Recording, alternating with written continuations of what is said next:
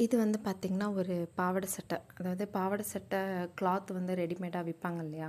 பாவாடை சட்டைய ஸ்டிச் பண்ணுறதுக்குன்ட்டு, அந்த மாதிரி எடுத்தது. ஸோ கிளாத் வந்து பார்த்திங்கன்னா, நல்லா சாஃப்ட்டாகவே இருந்தது. எனக்கு அயர்ன் பண்ணுறதுக்கு ரொம்ப ஈஸியாக இருந்தது. ஏன்னா, ஒரு சில கிளாத் வந்து பார்த்திங்கன்னா, அயர்ன் பண்ணுறதுக்கு ஒரு மாதிரி மொடன்ட்டு இருக்கும். இது அப்படிலாம் இல்ல, சூப்பராக இருந்துச்சு. சட்டை வந்து பார்த்திங்கன்னா, இந்த மாதிரி அவங்களே லேஸ் வந்து வாங்கி கொடுத்துட்டாங்க. ஸோ கைக்கும் கழுத்துக்கும் லேஸ் ஒர்க் வச்சாச்சு. பேக் நெக் எப்பவும் போல் நார்மலாக தான். ஃப்ரண்ட் வந்து பார்த்திங்கன்னா இந்த மாதிரி தான் இருக்கும்.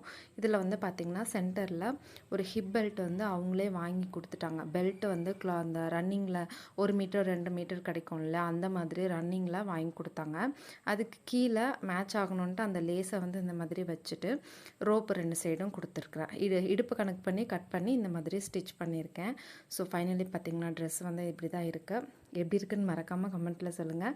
வீடியோ பிடிச்சிருந்தா லைக் பண்ணுங்கள், ஷேர் பண்ணுங்கள், சப்ஸ்கிரைப் பண்ணுங்கள். தேங்க்யூ.